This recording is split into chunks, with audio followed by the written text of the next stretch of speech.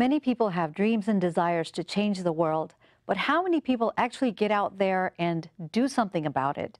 Today's guest is Michael Nohr, and he is following his passions to change the lives of women and children in Uganda. Stay tuned for more.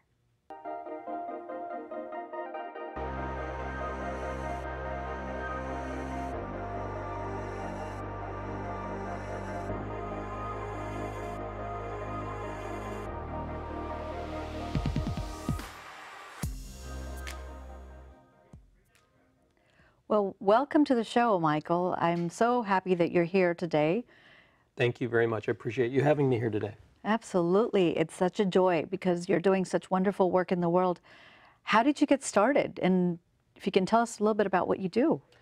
Well, about 15 years ago, I was in Kenya, and I saw a bunch of kids running around, and none of them had anything to play with, really. They would just take wadded up aluminum foil or plastic bags, or they would take a little box with a string on it, and that's all they really had to play with. And so while I was there, I found a small distributor of school supplies, and I went in and I met with the owner, and I said I wanted to buy a bunch of balls. And so while I was there, they had balls, but they didn't have a pump to pump them up. So What kind of balls did they have? Soccer balls and basketballs. But and made up of volleyballs. like Glad bags Actually, and real leather balls. They actually had balls at this particular store. Oh, okay. But they didn't have a way to pump it up. So I waited a couple hours, and while I was waiting, I was talking to the gentleman, and he was saying that his wife works at a local school, and he said, you know, if you're going to give these balls out, you really need to give them to a school, because otherwise the children could get harmed for having a ball. Most people in Uganda and Africa are living on $1 or $2 a day, and so a soccer ball worth $10, $15 is a very valuable thing, and most kids don't have them. So I was sort of inspired by that. I wanted to figure out a way, how can I get balls over here for these kids? So I started a project, and I was trying to find ways to ship them from the United States over to Uganda, and I kept hitting roadblocks. Every way I was trying to get them shipped, I tried to get the airlines involved, I tried shipping containers, and typically for an apple-sized box, it was going to be $1,300 to ship it over.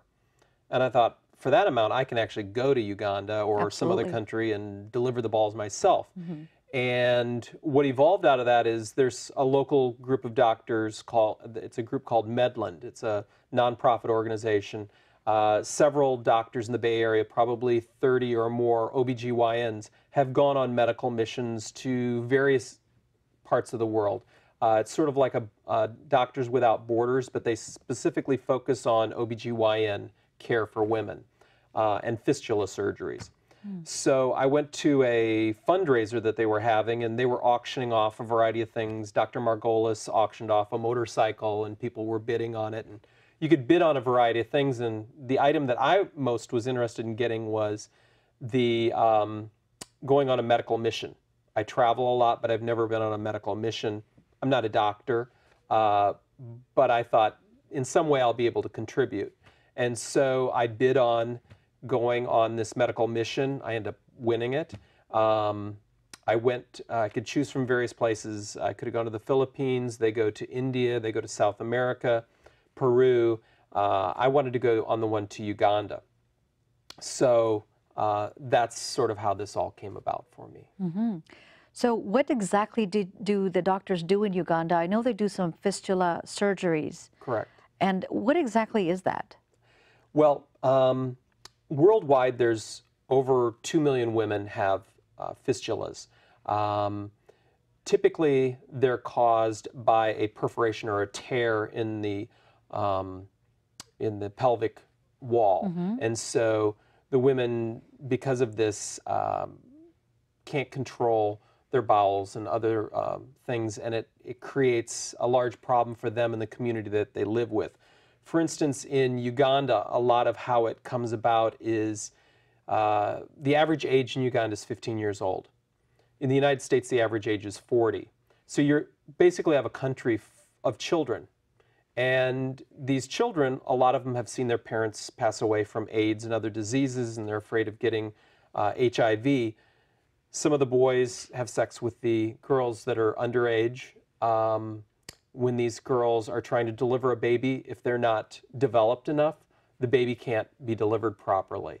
And so they're in small villages and they're pushing and they can't get the baby to be delivered. Eventually, these young women, if they're lucky, are transported to a regional hospital where they're able to extract the baby. And unfortunately, because of all this pushing, it creates a tear. And the women then, as I said, can't control their bowel movements and stuff. And so these are the women that get shunned out of their own communities eventually. yes, they're treated almost like lepers within their own community. It's very sad because when this occurs to them, they smell and they get pushed out into the jungle, and it's just a very sad thing. Many of them may even have children and they don't have access to their children anymore. So once these surgeries are done, they're healthy again. Yeah.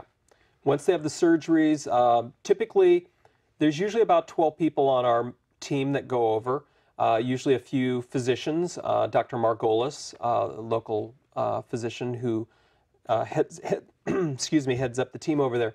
There's also some residents from UCLA that come and join the group, a few people from the East Coast, but it's mainly founded here right in the Bay Area. And what do you take over there? So they do the surgeries, and these doctors get practical experience with something that they probably would not get experience in the United States with, because it's not a condition that women normally go through in the U.S., I would imagine. Or if they do, it gets caught early on and it gets corrected early. It doesn't go to the stage that it does over in Africa. So with the conditions that when you went to Uganda, what did you see? What were the conditions of the women? The conditions of the hospital were pretty horrific. Many years ago, the hospital was built, but unfortunately, there was never any funding to keep the hospital functioning the way that it should. So basically, all of the windows had been knocked out of the hospital. The women in the OBGYN ward literally are packed in, not too dissimilar to how we treat chickens in America. They are on top of each other. The ones that have had surgeries, if they're lucky, will get a bed. The beds had mattresses on them that were over 30 years old. And because of the conditions, fortunately, before I left, I shot an email to my family members and I said, you know what, if you donate some money towards me, I will bring it over and I will use all of it to make the situation a little bit better over there. I knew I wanted to get soccer balls, but I said there will be other things too. I ended up raising about $5,000 from family and friends the first time I went. And when I got to the hospital and I saw the condition of the hospital, I asked the nurses, what would be most beneficial to your patients here? And they said, those mattresses need to go. They're full of bacteria. The babies are getting sick from it. The mothers who have had surgeries or have delivered are getting sick from it. And so I said, okay, let's coordinate with a local medical supply company. I ended up negotiating and got mattresses for $37 a piece. So, the mattresses that were there already, the women did not want to sleep on them. No, in a lot of cases. Because it was so bad. It had so much bacteria on it and all of that. So with your efforts, were you able to get new mattresses there? While I was there, I started on Monday and realized how bad the problem was. I met with the head of the hospital. I said, I have this much money, I'll buy this many mattresses, but they have to be here before I leave or I'm not going to leave any of this money. It needs to go towards the mattresses, and I needed to know that the money was being spent and used wisely. I think it was on Thursday, all the 100 mattresses showed up, and we were able to swap out the other ones. Part of what was sad about when they swapped it out is I asked them if they would incinerate the old mattresses because of the condition that they were in. But being an American, I don't understand how desperate the situation is over there. I think we have some slides that we can take a look at where it shows some of the experiences of what the women have. Maybe we'll bring it up in a little bit, but it's with your being there, you've been able to bring some awareness with the local news. Yeah, This last time that I went last March, when I first met with the director of the hospital, I said to him, could you get the local media involved? Because a lot of families don't even know the condition. They don't even know the word fistula. They just know that their mother or their sister or their daughter or their wife isn't part of the family anymore. Because So of in the every conditions. family, they're experiencing this type of a dilemma. Worldwide, there's probably about 75,000 new cases every year, over 2 million. So total. here's a slide of your being in the media. And is this when you had purchased the mattresses? Yes, this was actually on my second trip, which was last March, and there were still 3 other wards that didn't have any mattresses, and so because of the photographs I was able to show people of the work that I was doing, this is an example of how the women are just completely packed in. And actually, in this picture, this is a good picture. Before, the walls were gray and drab, and basically what I did is I went out and I brought swatches in and I asked the nurses what colors they liked. They went for this fuchsia pink color, and we completely painted the women's area and fixed it up. It was funny because nurses have never painted before. They don't have paint for their own homes. And so they wanted to stop and do the painting, and they actually kind of ignored their patients while they were painting, and they were having a great time doing the painting and And stuff. I think we also have a couple of slides. This is what the bed looked like before. Yeah, this is what one where they took the mattress off and just put plastic down because the condition was so bad. And then we have all these are new mattresses that you purchased. These are the new mattresses that we brought in. And these are part of the UCLA residency. That's actually Dr. Owens. She's an OBGYN in the East Bay. Okay. And the other one is Kim. She's a nurse down at Good Sam Hospital. Oh, wonderful. Wonderful. So all of these mattresses coming in, they must have been very happy. They were must have brought thrilled. I mean, some you joy can't imagine into- 300, 400 mattresses. It's a huge, it filled all the floor area and stuff, so it was great. Right. And also, you also bring these little lanterns, or can you tell us a little bit more about that? So these Lucy are lanterns. These are called Lucy lanterns, and they're by Empowered. It's a U.S. company, and basically, most of the people in Barara, which is the town that we go to, they don't have any electricity in a lot of cases, and especially a lot of the other. This is an example here. 2 years ago, I left a Lucy lantern with this lady.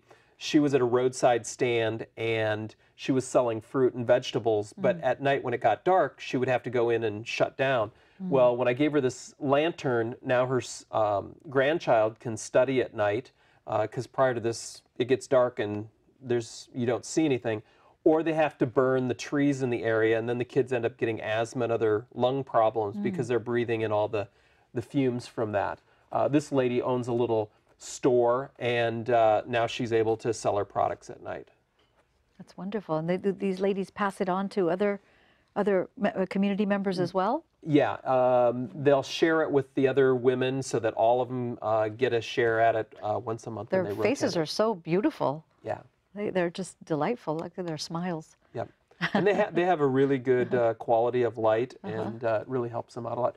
This family here actually was very sad. It was in a rural area, and when we pulled up, these children, what they have to do, they don't get to go to school. They crush rock outside all day long, and then a truck will come by once a month and collect the stones that they've been breaking up, and then they use that for road construction.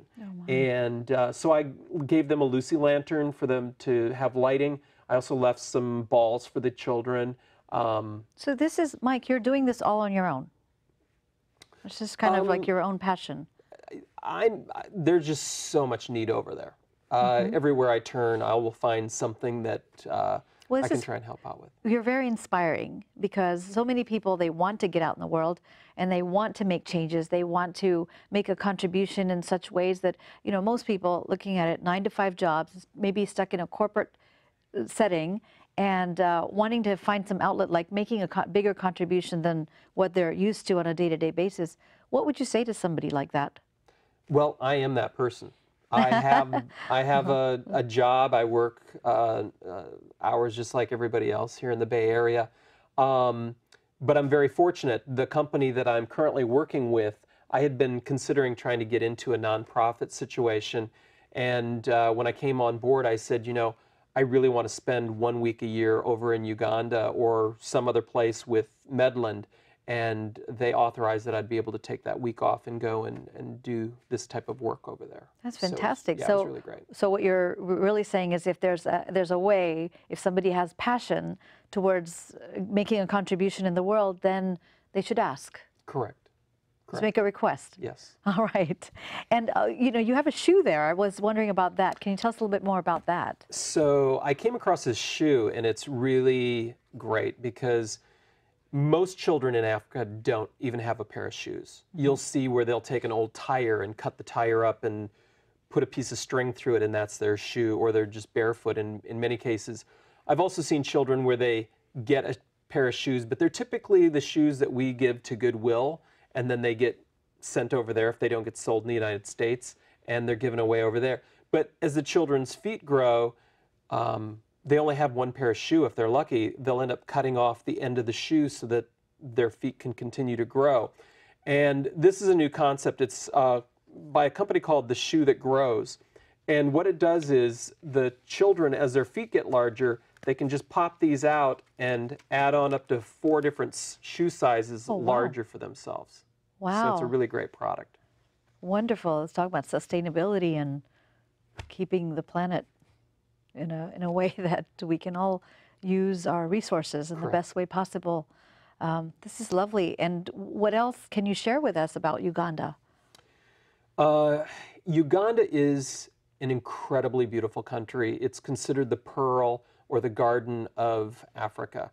It's the source of the Nile. It is incredibly rich in resources. Unfortunately, the people are incredibly poor there. The first day that I was there, I was in where they were doing surgeries and deliveries of babies. And I remember turning around and there was a baby warmer and there were 3 babies in there. And I turned to one of the nurses and I said, these babies aren't tagged. How do you know whose goes to which mother? And they said, Mike, 2 of the babies are dead. And so they knew which baby went to the right mother. At that same day, a woman was having a difficult time with her delivery. She'd had a couple children prior to this, and due to the complications that they were having, there, instead of doing a lateral cut to do a cesarean section to take the baby out, they actually cut up towards the sternum, and which was unusual for me to see. But I was by this woman's head, and she was blocked. She couldn't see the surgery. They didn't have anesthesia for her, and I could see she was in a lot of pain. They got the baby out. The baby had crashed.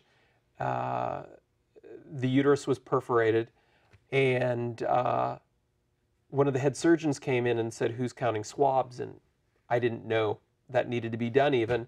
So I'm looking at her, she's looking at me, I'm trying to remain calm, and I'm watching them literally lift her intestines out to look to see if there were any swabs, putting them back in. I'm still looking at her going, everything's okay, but in my mind I'm like, she's not going to make it. So much blood loss. The next day I went into the maternity ward, and she was there, and she was alive, and she was with her husband. And typically what happens for these women is once they have a hysterectomy and things like that, oftentimes the husband leaves them because they want to have more children. And so I wanted this husband to know what she'd gone through. And so I walked up to the bedside and I looked at her, and I didn't speak the language, and I just looked at him, and then I said, "You're so strong." And she knew what I meant, and she smiled and he smiled. And anyway, it was very emotional seeing the conditions these people live in. They shouldn't live like this. Their country has the wealth. So what happens to the wealth? I mean, there's so much resources that's sent through the United States, and what happens to all that other stuff? I mean, not to get into too much politics, but you know, it's really interesting to understand. Right. Maybe you have some insight. Well, the United States donates around, I think in 2018, somewhere around $400 million to Uganda. And unfortunately, that money is not going to the schools. There's no pens and pencils there for the children. In fact, one of my brothers is a teacher, and he's filling up 2 suitcases full of pens and pencils for me to take with him. And there's a picture of a woman being taken out of the ward. Is that what it is? She's coming out of surgery, and these are very, very difficult, very painful surgeries that they take. Where is she being taken to? She's being taken to the fistula ward, but she's being pushed down a washboard road, and she's being pushed about a block on that. So one of the projects that I eventually want to do is make a connection. There is part of a sidewalk there. I want to connect it to the other sidewalk so that they don't have to push them down on the gravel roads like that. So other people can also contact you if they want to get involved in this project? Yeah, I'm not the only one. I invite other friends and other physicians in the area. This particular picture is the condition of the restrooms for the patients that are there. The patients who are ill, they're using this? They're using this. That's what they're using, yes. Oh, wow. There's 8 restrooms like that at the hospital. The hospital has 400 beds, I believe, but you saw how the women were packed in. There's probably more like 1,000 or 2,000 people at that hospital. And how about these tools? What are these? These tools, part of what inspired me to paint and fix up the hospital was when I was there the first day, a man came in who was 50 years old. He had bone cancer in his leg.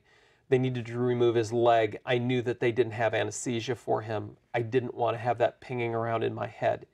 And so I chickened out and I said, I'm going to go to the hardware store and go get some paint because I just didn't want to be there for it. As I left, one of the nurses came running after me and she said, Mike, you're going to the hardware store, right? And I said, yeah. And she goes, would you bring back a saw? The saws we have are so dull. I don't think we can remove his leg the way we need to. So I get to the hardware store and I'm looking, and they only had 3 saws in the entire store. They had a wood, a metal, and a steel saw. And so they use this for amputation? Well, I actually, this last time, brought 3 with me because I didn't know which of the saws to use. And when I went back to the hospital, they said, we use the dull one.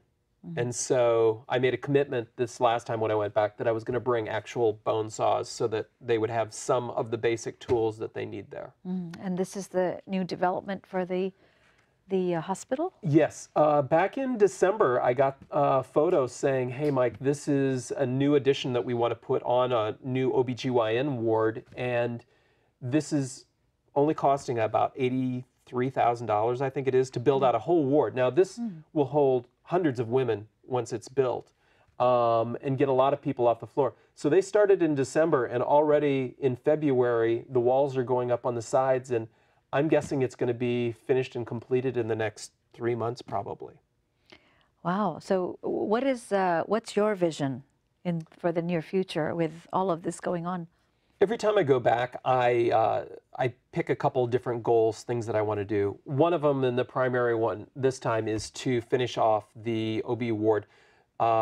It's being run by a group out of Los Angeles area, Medicine for Humanity. And so they still need about $23,000 to finish off the hospital. So I said I was going to raise as much money as I'm able to raise and bring it with me. I'm leaving on Friday. So I'm going to be bringing whatever money I can generate by then. And just ongoing, I will collect money to help finish that off. I also want to fix the restrooms for the people because that impacts all of them, including the doctors and the nurses. And that was around $12,000 to repair and replace the plumbing and stuff in 8 bathrooms. So it's very interesting is that American, you, and going to Uganda, taking on this kind of a project, and all of this great education. This is a doctor giving a... This is a resident that went last year, and he's actually, the picture doesn't show it, but there's at least 6 times more children than you can see in that picture. And basically they came out because we brought 3 soccer balls for the school. And most of the schools don't have any soccer balls at all, any playground equipment. So the fact that they take everybody out of class, this is a great picture here, just you can see, I mean, it's sheer joy when you bring a few balls into the school because kids have never had them. And a lot of them are 12, 13, 14 years old. I also bring a lot of the residents and the doctors and nurses with me to deliver the balls because I think it's a good break for the doctors. Being in those kind of surgery situations for an entire week is very stressful, and coming and seeing the joy that they're bringing the children is a good mental relief for them. Also, when we go to the schools, we discuss how fistulas occur and try to educate the boys and the girls on why it's best to wait until the girls are at least old enough to deliver a baby properly before they consider having sex. So do you see an impact with your all the education around sex and fistulas and all of that for the community? Do you see a change in the young ones? Well, if the average age is 15, you know, younger than that. Correct. I think part of where I had the biggest impact last time was there were about 7 TV stations and about 5 radio stations that showed up, and newspapers and that showed up. And one of the young reporters, I remember hearing him ask the head of the hospital, he said, "Why is it that an American comes over here and has to buy us these things and paint and fix our hospitals up? We're a rich country. We should be able to do this on our own." Great and question. so, yeah, so I was very excited to hear him pose that question to the head of the hospital. And the head of the hospital was very upfront. He just said, "This is our budget each year." He explained, "This is what we're able to do with it, and we're barely able to get by with the budget we currently have." But the young man was very right in saying, "No, we're a rich country. We sell our resources to Europe, to China, to America, to other countries. Why is none of that?" Obviously, it's not trickling down in their case. Well, this has been wonderful. I'm so happy that you were able to come on the show and share yourself and your story and inspiring so many people to help us understand what it takes to just get out of our own way sometimes and do something. And I guess the message for some people would be that if you think that you cannot make a bigger contribution, you can start by doing these small things, would you say? Just start small and it just kind of steamrolls. And I enjoy getting other people enrolled in the process, and other people enjoy contributing. Well, thank you so much, Mike, bet. for being on the show. You bet. We Thank you. appreciate that. Absolutely.